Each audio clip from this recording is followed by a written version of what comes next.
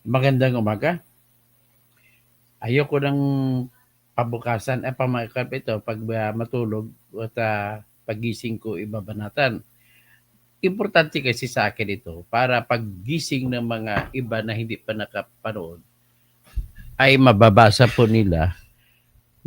nila kung ano yung maririnig nila sa akin yung kaalaman kung ano ba talaga yung mga malalim na mga pagbasihan ng Supreme Court patungkol sa impeachment ni Sara Duterte.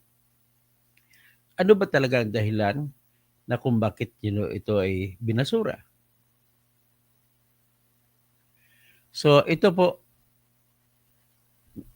in short at para maintindihan yung konteksto, nais ko sabihin na dalawang punto, dalawa lamang ang punto na dahilan kung bakit ang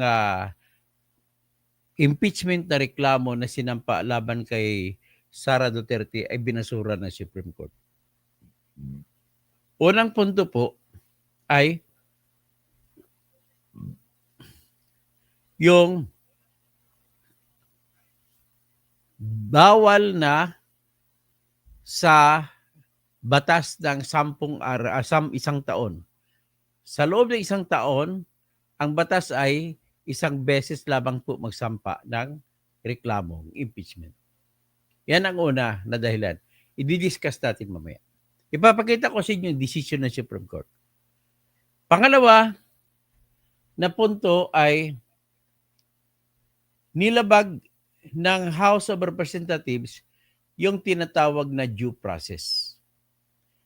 Para maintindihan nyo kung anong due process, mamaya i-discuss natin. So, 2 punto lang. Pero sa 2 punto na pag-usapan, i-expand ko sa inyo yung unang punto. Halimbawa, yung bakit the bar 1 year. Ang batas kasi sa Constitution, Article 11, Section 3, Paragraph 5, ay nagsasabi, isang impeachment na reklamo lamang ang pwedeng isampa sa isang impeachable officer sa loob ng isang taon. Iyan po ay obligasyon ng House of Representatives na sundin. Obligasyon din ng Senate na sundin ano naman ang gagawin ng House of Representatives para masunod. Ang gagawin nila sa kanilang habang ginagawa pa lang nila yung reklamo ay siguraduhin nila na wala pang ibang reklamo na nasasampa sa loob ng isang taon laban sa isang tinatawag na impeachable officer. At kung matapos nila, ay kung masiguro nila, may iba pang requirement na sinabi ang desisyon. Pero sa sunod ko na siguro ikon yan para hindi magulo sa isipan ninyo. Basta kay una, kailangan siguraduhin ng House of Representatives na hindi sila lumampas sa isa na reklamo laban sa isang impeachable officer sa loob ng isang taon na isa lamang. Sino-sino bang impeachable officers? Number 1, President. Number 2, Vice President. Number 3, Supreme Court Chief Justice at saka Justices. Number 4, lahat ng chairman at commissioners ng commissions natin. Ano yung mga commissions? Commission on Elections, Commission on Audit, Civil Service Commission, at saka Human Rights Commission or Commission on Human Rights. At panghuli ay yung Ombudsman. Hindi po kasama sa impeachable officers ang Deputy Ombudsman. Ombudsman lang. Okay? So, having given this, ang rason na para gagamitin para pagsasabihin, halimbawa, naglalatag sila, pang-una na impeachment, siguraduhin nila muna na ang rason nila or grounds, kung sa English, ay nasunod sa Section 2, Article 11 ng ating Constitution na nagsasabi, kung presidente at vice-presidente, kailangan pwede mo i-ground na betrayal of public trust Bakit betrayal of public trust? Tinraidor nila mga botante nila na bumoto sa kanila. Yan po betrayal of public trust. Of course, pati hindi bumoto sa kanila. Kasi considered na, pag manalo ang isang presidente o vice president, considered na parang bumuto ang lahat ng Pilipino sa kanila. So, yan. Ngayon, ang ibang mga impeachable officers at saka sama mo na rin presidente at saka vice-presidente ay dito naman sila sa 4 na ground. Number 1, culpable violation of the Constitution. Number 2, bribery. Number 3, treason. Number 4, violation of high crimes. So tandaan nyo pero kung presidente at saka vice-presidente, may dugtong pa na rason na pwedeng gamitin. Yan yung betrayal of public trust. Kasi politiko sila So, sino naglagay sa kanila? Public. So, kaya po, yan ang nakalagay. So, sinabi ng Supreme Court sa desisyon nito na kailangan sundin din ng House of Representatives at tingnan mo na, kailangan din siguraduhin ng Senate na yung House of Representatives ay sununod nila yung batas na isang reklamo lamang ang isampa sa loob ng isang taon laban sa isang impeachable officer. So in other words, 2 opisina ang may obligasyon na sumunod dito. Yung House of Representatives at saka yung Senate. Kaya yan po ang rason kung bakit nung mag-session ang Senate ay nag-motion for the motion to dismiss si Bato. Perfectly valid po yung ginawa ni Bato kahit sabihin pa nila ng mga luminaries ko na bawal ko na yun. Perfectly valid. So, kasi gusto siguraduhin ng Senado sa pamamagitan ni Bato na nasunod nga ba yung isang reklamo sa isang taon laban kay Sara? Yan lamang po. Pero yung motion to dismiss na yun ay hindi tinuloy. Bagkus, pinakiusapan si Bato ni Senator Alan Peter Cayetano na wag na lang motion to dismiss. Ibalik na lang natin sa kanila at hingiin natin sa kanila ang sertifikasyon na ilang reklamong impeachment ba sinampa nyo? Isa lang ba? Pero dahil alam naman natin may 3 na unang reklamo, ano ang nangyari na sa circumstansya doon sa unang 3 reklamo? So yun ang ginawa nila ni Alan Peter Cayetano. So in other words, yung ginawa nila ay alinsunod sa utos ng konstitusyon na siguraduhin na isang reklamo lamang ang maisampa sa isang taon laban sa isang tao. So ngayon, titingnan na natin ngayon. Ang tanong, ano ang rason bakit nag-conclude ang Supreme Court na nalabag ang isang impeachment sa isang taon? Ito po. Sapagkat na-determine ng Supreme Court sa pamamagitan ng mga pag-aamin ng House of Representatives na mayroon palang 3 reklamo, may petsa kung kailan sinampa, at may petsa kung kailan inendorso ng mga congressmen. At inamin din nila na ito ay pinatagal nila, inupuan nila na matagal na mga araw. At habang hinintay nila noong February 5, yung pang-4 na reklamo. At ang ginawa nila, alam naman nating lahat, na yung 4 na reklamo ay pang-4 ang inaprubahan nila, yung 3, nag-motion sila na i-archive. Yan ang nangyari. So anong desisyon ng Supreme Court dito? Ang desisyon ng Supreme Court po dito, balikan natin, hindi kayo nakasunod sa utos ng ating saligang batas o konstitusyon na nakalagay sa Section 2, Section 3, Paragraph 2, Article 21. Na nakalagay doon sa upon the filing of the verified complaint for impeachment by the members or member of the House of Representatives or by an ordinary citizen but endorsed by a member of the House of Representatives or members of the House of Representatives, the complaint must or shall be placed in the order of business within 10 session days. Ibig sabihin, order of business, i-agenda na para pag-usapan sa loob ng 10 session days. And be referred to the proper committee in 3 session days thereafter. Pag sabihin, ilagay mo sa kalendaryo na pag-usapan sa unang 10 session days at kung maibigay na at kailangan sa 3 session days ay mapag-usapan na at maibigay na sa proper na committee para doon asikasuhin. Yan ang ating konstitusyon. Ano naman ang inamin ng House of Representatives na ginawa nila? Base sa sagot nila sa Supreme Court, nung pinasagot sila, ganito po yun.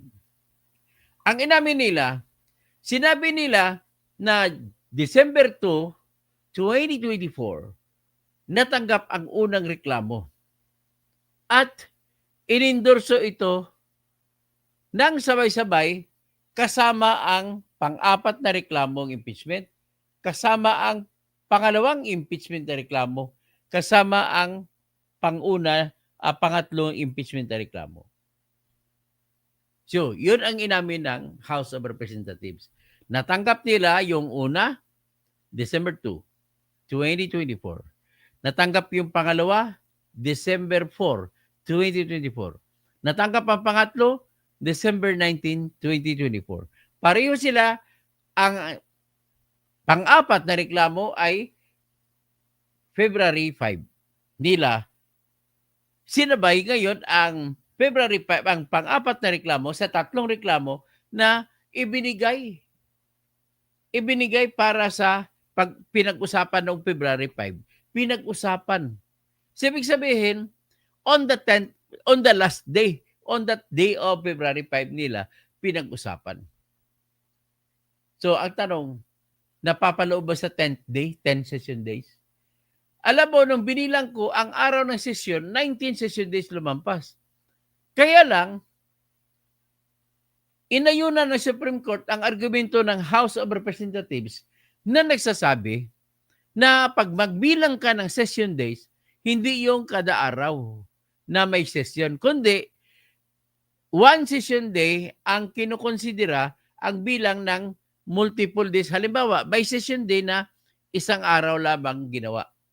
At may session day na 3 araw ginanap. Yun ang sinasabi. So, ibig sabihin, nag-start sila sa session number 26. Doong araw, December 2 yun, 2024. At inendorso nila nung umabot sa session number 36 sa pang-February 5. Kaya ngayon, dahil binilang nila, ang pagbilang ay hindi sa session number 26, kundi session number 27 ang pagbilang ng unang araw. So, nauwi ang 10 araw sa session number 36. In other words, despite the fact na kung 19 days sa araw-araw na pagbabasihan, ay pinayagan sila ng Supreme Court na 10 session days lamang kasi kinonsidera yung mga 3 araw na session na 1 session day lang. Pero ano nangyari? Nasunod pala yung 10 session days. O kahit nasunod, ang problema, kinonsidera pa rin ng Supreme Court na out. Bakit? Kasi ang ginawa nila nung February 5, yung pang-apat na reklamo na impeachment ay inaprubahan nila. Nag-motion si Majority Leader na si Manix Dalipe, inaprubahan. At sabi pa ni Romualdez, the Speaker, sabi niya, there being no objection, the transmittal of the 4th impeachment complaint to the Senate is granted. Tapos nag-motion pa ulit si Manix Dalipe. With regard to impeachment complaint filed on December 2, 2024, impeachment complaint filed on December 4, 2024, and impeachment complaint filed on December 19, 2024, we move that these 3 impeachment complaints be archived. Sabi naman ni Remualdez, inamin ng House yan sa Supreme Court. Is there any objection? There being an objection, the motion is granted. Pak. Yan. So, ibig sabihin, ang status, na-establish na ngayon kung ano nangyari. Na, kinonsidera na nasunod yung 10 araw na session days. Pero, pagkatapos nun, ay di-inarchive. Yun ang katotohanan. Nag-decision ng Supreme Court. At dahil in-archive nyo lang, hindi nyo inaksyonan, ibig sabihin, inupuan nyo. At kung inupuan nyo, ibig po sabihin ay parang dismiss o namatay na ang 3 reklamong impeachment. Yan ang sabi ng Supreme Court. It has become not viable anymore or it is considered as dismissed. Ngayon, sinabi ng Supreme Court at dahil dismissed na, magsimula na ngayon ang pagbibilang ng 1 taon. Kailan ba na-dismiss? Kasi kung kailan in-archive. In-archive February 5, yun din ang araw na yun ang pagka-dismiss. So magbibilang na ngayon ng 1 taon. Hindi na pwede ang panibagong impeachment complaint. Therefore, hindi na tinanggap ng Supreme Court ang pang-4 na complaint kasi in-archive nila, good as dismissed, hindi na pwede entertainin pa o tanggapin yung 4th impeachment complaint. Ganun lang po kasimple. Ganun ang desisyon ng Supreme Court. Naintindihan ninyo? Sige, basahin natin kung naintindihan nyo, kung may tanong kayo. Si Noelle Clemente, natawa ako sa iyo, Sir Toto. Excited ka? Hindi pa final decision ng korte. Final na po. Final na po kasi bakit? Although pwede sila maka-MR, ay immediately executory po ang decision. Okay? Si Maria, tsaka hindi na magbago nyo, wala nang chance mabago. Maria Bernados, good morning, attorney. Maneho sa Desierto, Tusa. Bernard Magtibay, tumigil na po ang ulan. Pero sa dami ng mga umiyak sa decision ng Supreme Court, tataas pa ang baha dahil sa luha. Wala tayong magagawa kasi mali-mali ang ginawa ng mga congressman. Ang congressman ang iyakan ninyo. Mga loko-loko talaga eh. So anyway, yan po ang decision ng Supreme Court sa patungkol dyan. Sa unang pangyayari. Kaya, marami pa itong detalye, pero hindi ko na isa-isahin dahil mahihirapan lamang kayo sa pag-intindi. Pero ito lamang sinasabi ko, yung sa tingin ko ay maintindihan na ninyo kung ano ang dahilan. Okay? Next. Isa lang ang punto ko rito bago ako pupunta sa pangalawang dahilan. Ibig sabihin po, from the start ang aking analysis na talagang invalid or null and void yung reklamong pang-4. Ang unang kongresyon na hindi sinunod ng Supreme Court, sabi ko lumampas na sa 10 araw. Pero yung sunod ko na rason na dahil in-archive, parang dismiss na rin. Yun lamang. Next. Ang sunod na dahilan po na sinabi ng Supreme Court, kailangan yung hiwalay na reklamo na pang-4, kailangan pa rin dahil basic na basic. Ibig sabihin basic na basic, wala pong exception. Lahat ng tao na pwede pong saklawin ng kung anong parusa ang parating, kagaya pagtanggal sa pwesto ni Sara Duterte, kailangan may due process. Bago siya impeach, dapat may due process. Inamin din ng House of Representatives na wala silang binigay na due process kay Sara. Ang sinabi lamang nila, hindi naman mawawala ang karapatan niya sa pagsasagot kung nandun na ang reklamo sa Senado. Ang problema, ang desisyon ng Supreme Court, hindi yan! Dapat dito pa lang sa House of Representatives ay binigyan nyo na siya ng karapatan na makapagsagot. bigyan na siya ng pagkakataon na makasagot. Kaya dapat, kahit minimum, kahit binigyan nyo lamang ng kopya si Sara Duterte ng kopya ng reklamo pati ebidensya. Kaya sabi ng Supreme Court, because of that, null and void pa rin kahit hindi pa barred ng 1 year ay dahil sa paglabag din ng due process, dineklara ng Supreme Court na void, basura, from the very beginning ang fourth impeachment complaint. So, dalawang dahilan. Una, nalabag na ang 1 year rule. Pangalawa, itong paglabag sa due process right. Actually, sa due process right, dalawang aspeto ito. Yung unang aspeto, yung sinabi ko, yung sinabi ng Supreme Court na dapat bigyan ng kopya ng reklamo si Sara bago nyo isampa sa Senate. Ganun ang ibig sabihin ng Supreme Court. Ibig sabihin, wala pong exception. Kahit sinong tao, basta may kakasuhan ka, kagaya sa fiscal, kakasuhan ka, dapat bigyan ka ng pagkakataon na makasagot sa reklamo laban sa iyo. Walang exception po. So dahil walang exception, ay dineklara din ng Supreme Court na void o basura sa batas ang reklamong impeachment na pang-apat. At saka pati yung tatlo na binasura nila. Okay? So next, ang sinasabi po ng na pangalawang maliban sa pagbibigay ng kopya kay Sara, iniutos din ng Supreme Court na kasama sa due process ay yung karapatan ng mga membro, ng mga congressmen na mabasa.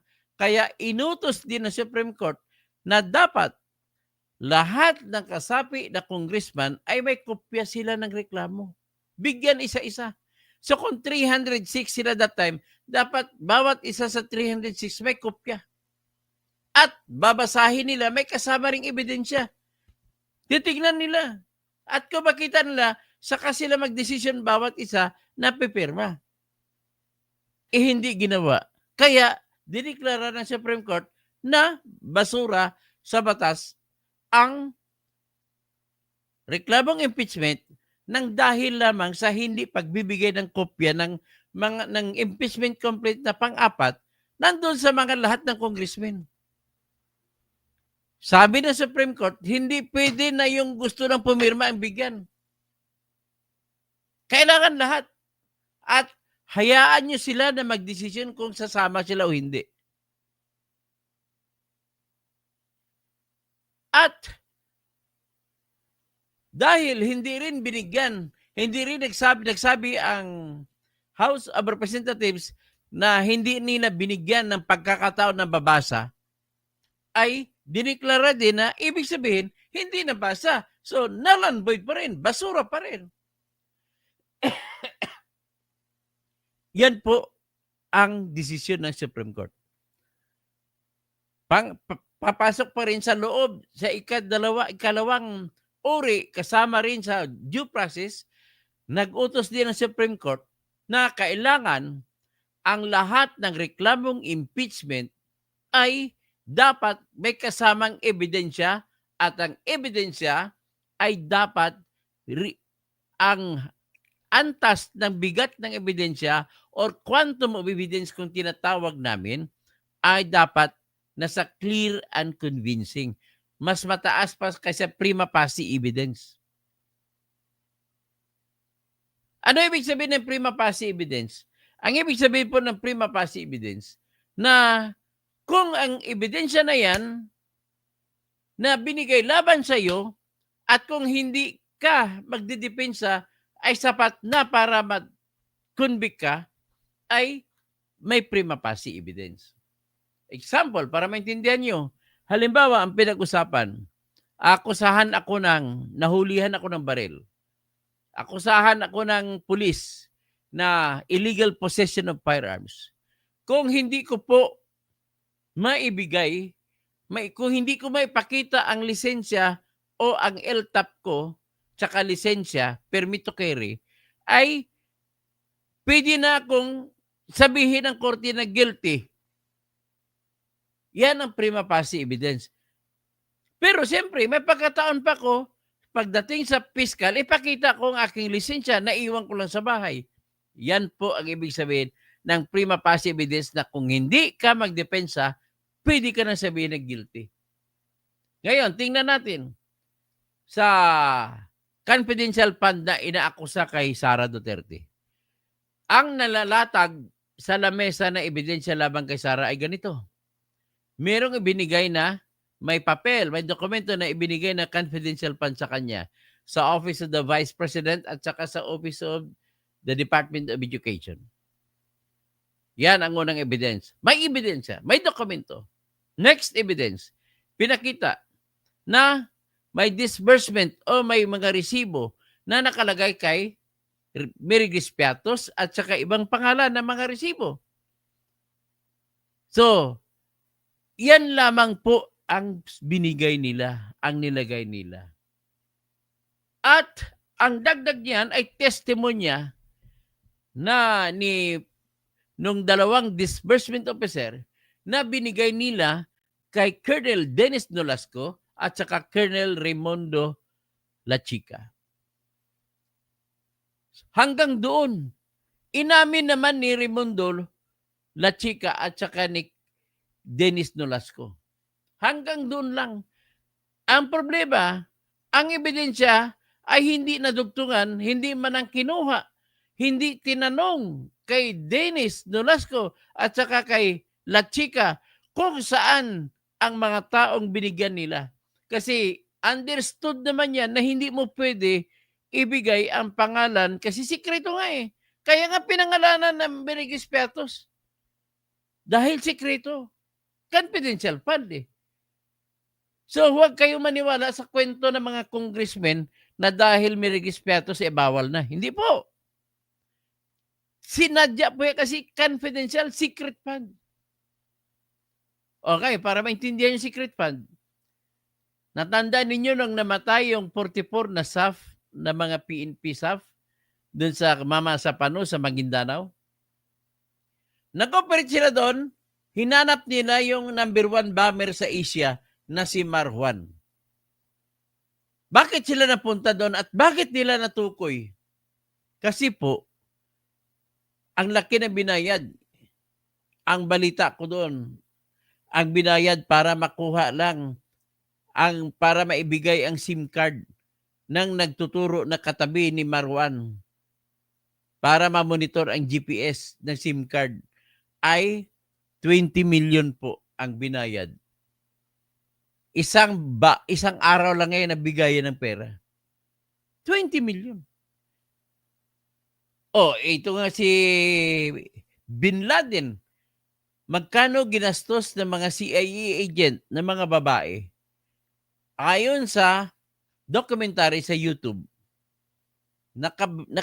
nakasabi doon na kapalit ng isang telephone number, binigyan nila ng isang Ferrari na bagong-bagong sports car. Ganun po kahalaga. Ibig sabihin, hindi walang fixed amount ang mga confidential fund. So, kung walang fixed amount, hindi natin masasabi kung ninakaw na ni Sara o hindi. The only way na malalaman natin kung ninakaw ni Sara o hindi ay may dagdag pa tayo na ebidensya. At magsasalita, halimbawa, si Nolasco at saka si Lachica, Sir, binigay namin ho kay Sara. Ang problema, walang tanong na gano'n eh.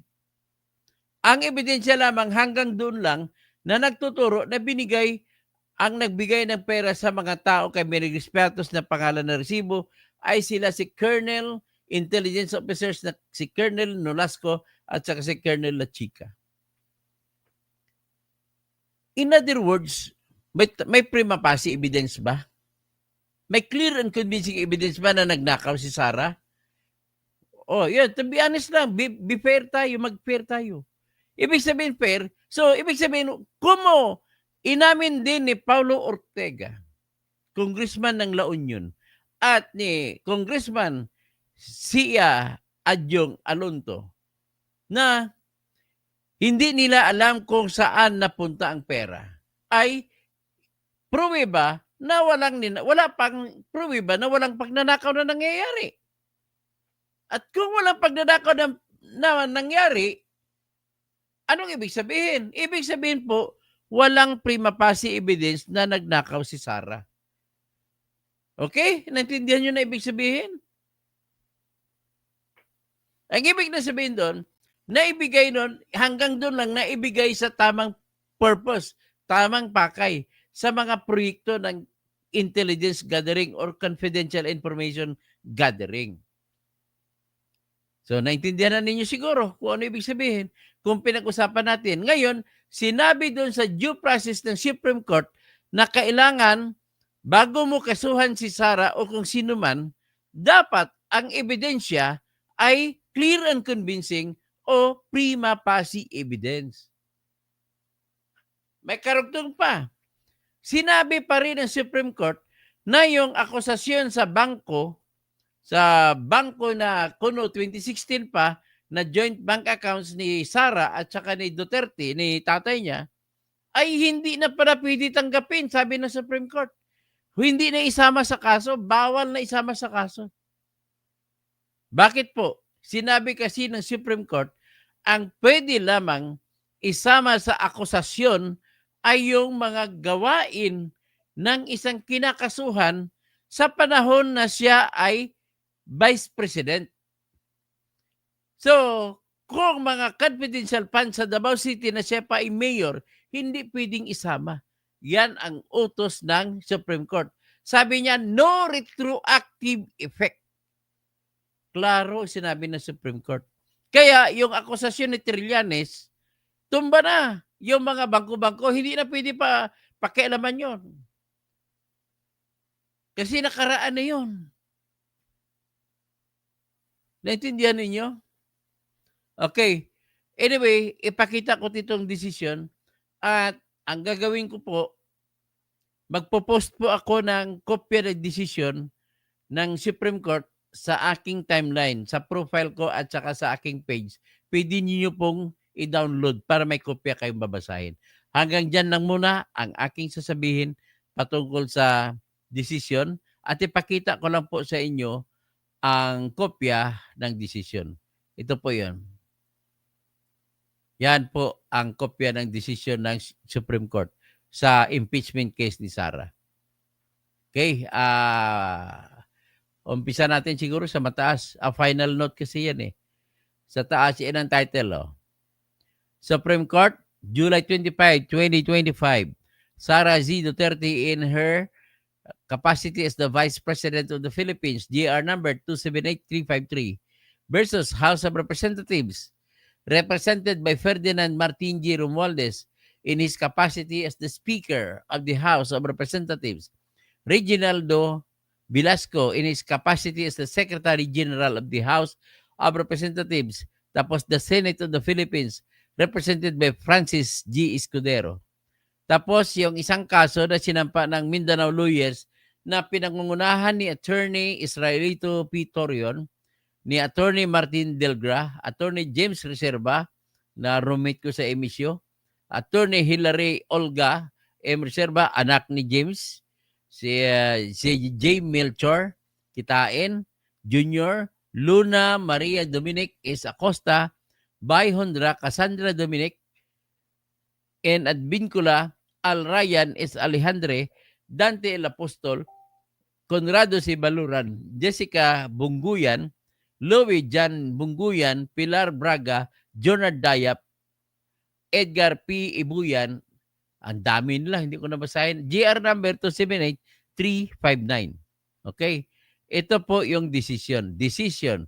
Ang sumulat po, si Justice Marvic Leonen, na isang senior associate justice na inappoint pa ni Noynoy Aquino. So, hindi siya inappoint ni Duterte. Kaya, walang minabuti na ito siguro nila na ito at least hindi siya masuspetsahan. So, sabi niya, the process of impeachment is a constitutional and therefore legal process that takes place within a political environment that is sui generis. does not convert it to purely political process isolated from the requirements of the Constitution as a whole. Okay, sinasabi nilang kombinasyon ng politika at saka ebidensya. Yan ang ibig sabihin. At ito, thus we rule itong decision nila. First, the impeachment process is primarily a legal and constitutional procedure but with political characteristics. It may be sui generis, but it is not a purely political proceeding.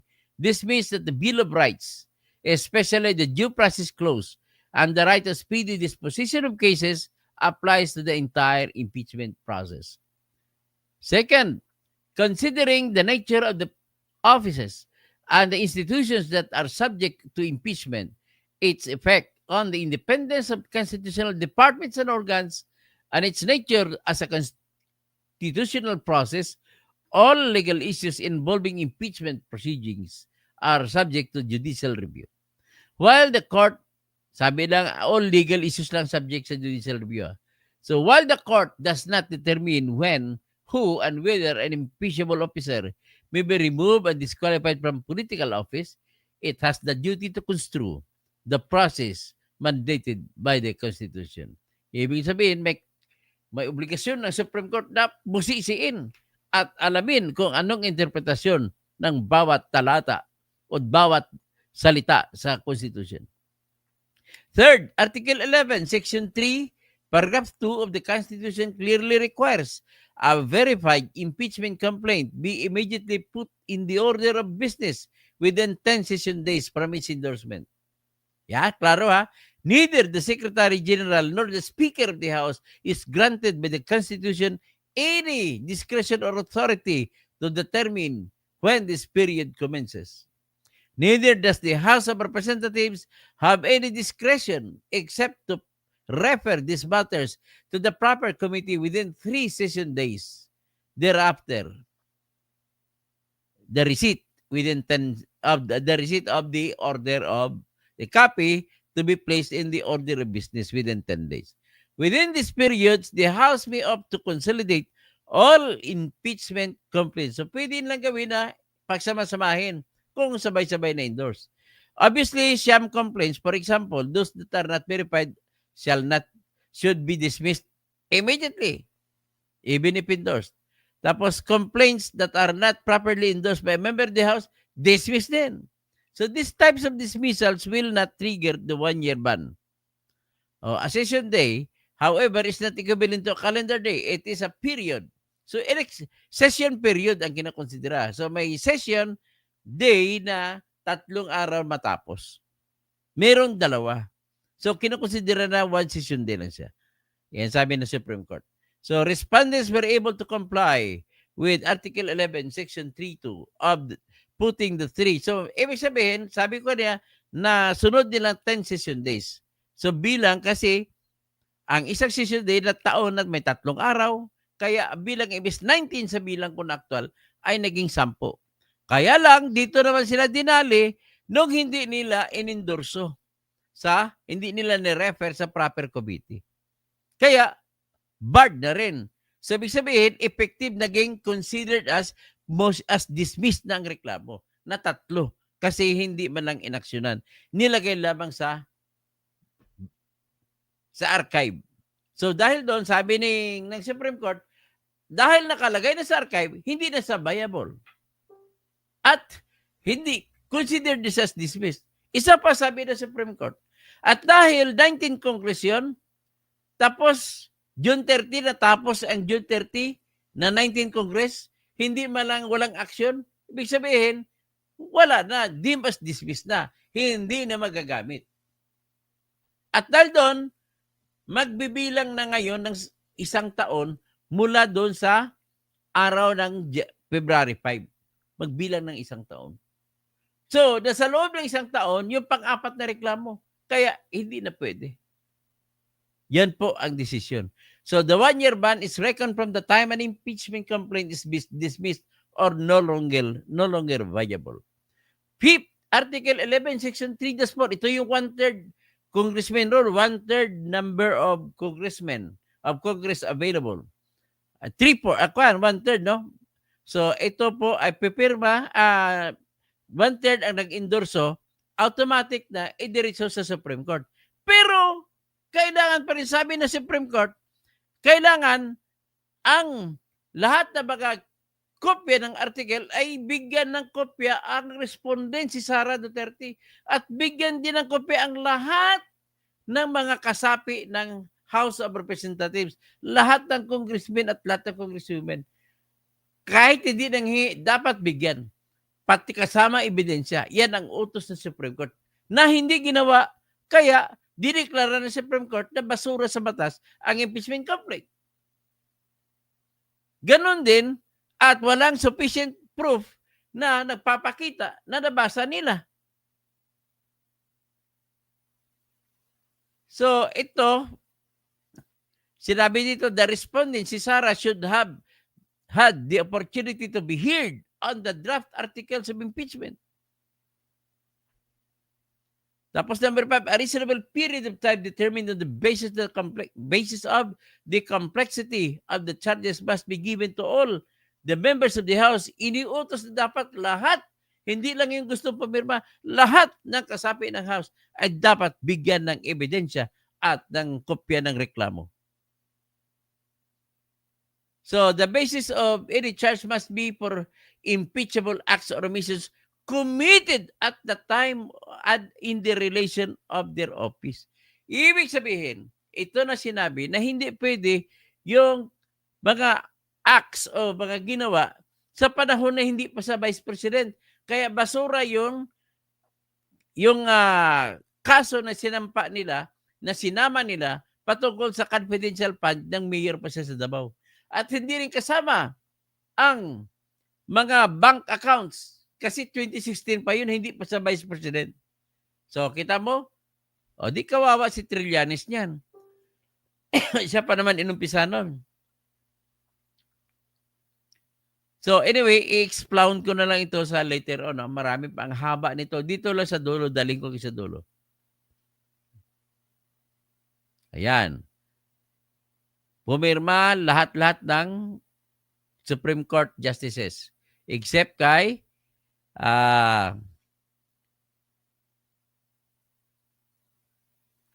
so nag-concurring opinion sila.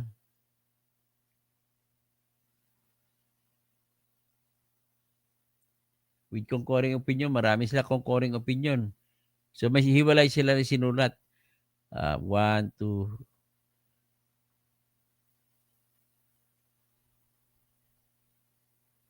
si Justice Di Maampaw, isang maranaw na justice, ay nag-concord din siya. So anyway, ito po yung order, ha. Accordingly, the petitions in GR numbers 278353, 278359 are partially granted. The 3 impeachment complaints filed under Article 11, Section 3, Paragraph 2, and placed in the order of business of the House of Representatives remained unacted upon and archived by the 19th Congress prior to its adjournment. They were effectively dismissed. So kung dismissed, magbibilang na nga isang taon na pagbabawal na magsampa ng bagong reklamo. So the subsequent filing of the articles of impeachment under Article 11, Section 3, Paragraph 4 against Vice President Sara Z. Duterte, ito yung maramihan pirma. And its transmittal to the House to the Senate of the 19th Congress is considered to be a separate and distinct mode of initiating the impeachment process. The articles of impeachment are declared barred by Article 11, Section 3, Paragraph 5 of the Constitution. Likewise, they are unconstitutional and are denied for being null and void ab initio. Kaya sabi ko, ay void ab initio dahil hindi sila nagbigay ng due process kay Sara Duterte. Hindi nila pinasagot. Hindi nila binigyan ng pagkakataon na sumagot si Sara dyan sa pang-apat na reklamo. So consequently, the Senate did not acquire jurisdiction to constitute itself into an impeachment court. This decision is immediately executory. It shall be deemed served on petitioners and released upon the publication in the Supreme Court website and receipt of the parties of their digital copy in accordance with AM number 2505-16-EC or the guidelines on the transition to electronic filing of the Supreme Court. Considering Article 11, Section 3, Paragraph 5 of the Constitution, no impeachment proceedings may be commenced at the House of Representatives during its 20th Congress against Vice President Sara Z. Duterte earlier than February 6, 2026. Signed, Marvic M.B.F. Leonen. Alexander Gismondo, Chief Justice. Alfredo Benjamin Caguiwa, on official business, no part. So, hindi siya sumali. So, Ramon Paul L. Hernando, C. Separate concurring opinion. Tapos, Ami Lazaro Javier, on official business. So, wala siya on official business.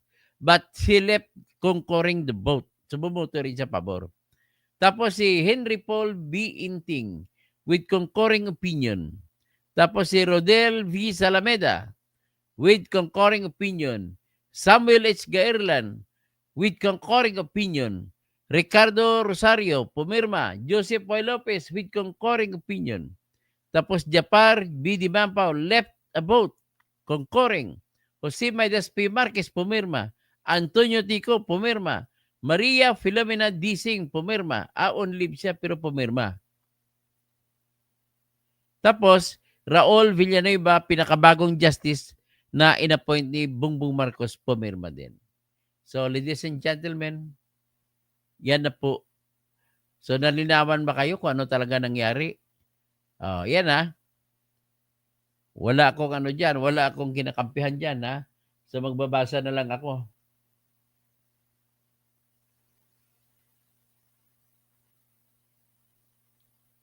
Hindi ko na babasahin, mahaba. Sobrang haba. Inuubusan tayo ng oras. So, Bernard Magtibay, tumigil na pong ulan. Ako'y maniho sa disyerto sa Maria Bernados. Tapos Noel Clemente, Jerome Aguilar, RIP impeachment, rest in peace impeachment, igalang ang decision ng Senate, ng Supreme Court. Alpatsi Bitter, sa naisahan si Tambaluslos, paano ba mabawi pa ba yung 150 million na binigay? Hindi dapat ibalik nila ng lahat ng pumirma. Naisahan si Tambaluslos ng mga congressmen sa pera. Na pera lang ang habol kasi namigay ng pera si Tambaluslos para pumirma ang mga congressmen. Tapos, Ben Reclamador, Alpatsi Bitter. Si Ben Reclamador, iba yata ang process ng impeachment sa regular na kaso. Wala naman po regular na kaso. Impeachment na kaso, ito na yung regular na kaso. Ben, yan na po ang regular. Tapos, kung ganyan ang rules noong panahon ni Erap, sana natapos ni Erap ang term niya. Hindi naman gano'n naman, wala naman pagbabago, gano'n din po ang rules panahon ni Erap. Kaya lang, nagkudita, lumaya si Erap, kaya hindi natapos. Ben Reclamador, si Erap hindi man yun hinarap sa Congress bago sinampahan ng impeachment. Tapos, Lestro Hat, yun na nga ang tanong, bakit kailangan niya ng confidential fund sa DepEd? Siyempre, pwede naman siya ang katuwiran niya po ay maraming NPA sa school na nag-infiltrate sa mga eskwelahan, kaya maraming estudyante, mga bata, mga high school na naingganyo sa NPA. Yan po ang katuwiran niya. Ben Reclamador, si Basti pumunta ng Singapore kanina, magkano kay electronic fund? Ay, di natin alam mo. Electronic ban. Huwag na tayo, Ben Reclamador, magkwento na wala tayong alam, okay? Iwasan natin, magiging mataas na level naman tayo kung umatake. Huwag yung kwentong kutsero. Please lang. Wala po tayong ebidensya tungkol dyan. Si Ate Peach, Sir Toto, galing mo. Salamat po. Listro Hat, Sir, ano na kaya ay ni Intel ni Sarah si DepEd? Wala na po kasi wala na siyang pundo ngayon. Hindi na po siya binibigyan ng pundo. Hinayaan na lang niya yung mga NPA na mag-recruit ng mga bata. Ben Reclamador, dalawa sa judge hindi nakaboto kasi abroad. Hindi judge pang tawag dyan, Ben, kundi justice. Merecio Castromayor, naimbag Parbangon po from La Union, watching at Calgary, Alberta. Naimbag nga bigat, Melisio sa Calgary, Alberta, Canada. Mercy Narbasa Suzuki. Salamat, Dr. Toto, sa magandang paliwanag mo. Sana natauhan at natutuhan nila yung tamang batas sa mga pag-akusa kay BP Sara. Maraming salamat kay Carolina On Air sa iyong palipad na sticker. Si Listro Hat, Sir, pwede pala magkaroon ng confidential fund kahit anong sangay ng... Yes, pwede basta humingi ka lang sa Department of Budget and Management at kung aprobahan niya ng House of Representatives at Senate, magkaroon ka. Pero hindi ibig sabihin na pag manghingi ka, aprobahan. Okay? So, nuclear reactor reacts, mga konsihal ng Davao City. Chair Kennedy, nabili sila ni Poker Face. Ben Reclamador, ang impeachment is power of the people to remove public official, no power ng EC. Ate Peach, Sir Toto, ang galing niyo po. Isa po ako sa mga supporters mo. Sana magdilang anghel ka po. Magpawalang bisa ang kaso ni Tatay Digong. Isusugal ko po doon ang aking mukha na kalbo naman, pero isusugal ko ang aking mukha na mananalo talaga ako dyan at mananalo si Digong dyan. Dahil wala ng jurisdiction. So, hindi na pag-usapan kung may kasalanan mo si Digong o wala. So, nuclear reactor reacts, Ben Reclamador, kung talo, talo. Tanggapin na lang. Walang pambayad ang mga Duterte para dyan. Ben Reclamador, kahit pa ang sabwatan ang mga opisyal, pag ang taong bayan magdesisyon, tatanggalin. Sino pang taong bayan? Reclamador. Sino bang taong bayan? Ako, hindi pa taong bayan. Si Nuclear Reactor X, hindi pa kasama sa taong bayan. Yan ang problema po kasi nag-iisip lang po. Huwag niyo namang isipin na kayo lang pinakamarami. Sa totoo lang, kung basihan mo sa nakaraang halalan, maraming pinanalo mga Duterte, so mas marami sila. Yan lang po ang pinaka-fair na katotohanan. Hindi ko sinasabi na dahil marami ay dapat silang kampihan. Pero naipakita mo sa boto na panalo sila. Let's True Hat. Lahat pala sa ngayon ng Gov entitled. Hindi naman entitled. Manghingi lang po sila. Let's True Hat. At hindi naman ibig sabihin kung manghingi sila, ay bibigyan sila. Actually, mga mayor nga, meron. Depende sa kanyang konsihal. At gobernador, ganun, meron din. Depende sa kanyang board member. So, Ben Reclamador, good luck, Nuclear Reactor Reacts, Ben Reclamador, good luck sa kandidato mo, kamo. Lucy Catudyo, Dr. Toto, to God be the glory. Mabuhay ang mga Duterte. Kahit anong paninira sa kanila, Panginoon ang nakipaglaban sa mga Duterte. Kasi wala naman talaga mga kasalanan. Sara. Ben Reclamador, Engineer Toto, basahin mo rin yung decision ng korte tungkol sa impeachment ni Rosales. Wala pong Rosales. Tsaka yung sinasabi nila na people, Guzman, lahat wala po ata. Ang meron lang po kay Gutierrez, kay impeachment na reklamo laban kay Hilario Davide. Isa pa kay Anyano Desierto. Yan po yung mga impeachment complaint na sinampa. Pero yung Rosales, wala akong maalala ko meron nun, pati di Guzman. Mr. Romualdez Tambi, Sir Toto, Ben Reclamador, puro aktivista yon, wag nyo na kaming idamay. At least wala tayong away, basta pinakita ko lang kung anong sinabi ng Supreme Court.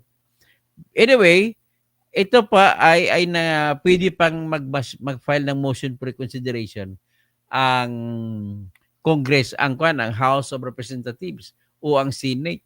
Pwede pa sila mag-file ng motion for reconsideration. Pero ina-assure ko po, dahil lahat na po ng ng justice ay pumabor, wala na, mahirap na magbagong isip ng mga yun. So ilan pong aking masasabi at magandang umaga po sa lahat. Sa lahat po na manonood dito na replay, please lang, no, makatulong kayo sa akin. Malaki na yan bagay kung magla-like kayo lahat.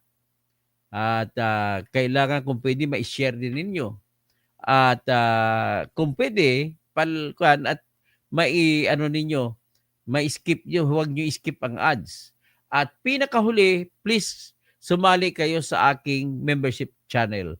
Lalo na po yung gustong matuto ng batas at yung gusto yung magre-review para sa bar exam, kay magbibigay po ako ng lecture diyan. Mga short lecture lang para maintindihan ninyo. Okay? So si Fe Bakahin ako niya, good morning everyone, Mr. Romualdez Tambi. O salamat po sa lahat. Assalamualaikum mga Muslim CCE. Tapos sa mga magandang umaga, maayong buntag, maupay nga aga, maray na aga, naimbaga bigat, mayap aabak. Magandang umaga sa lahat. Maray may naat. Okay. Thank you sa lahat.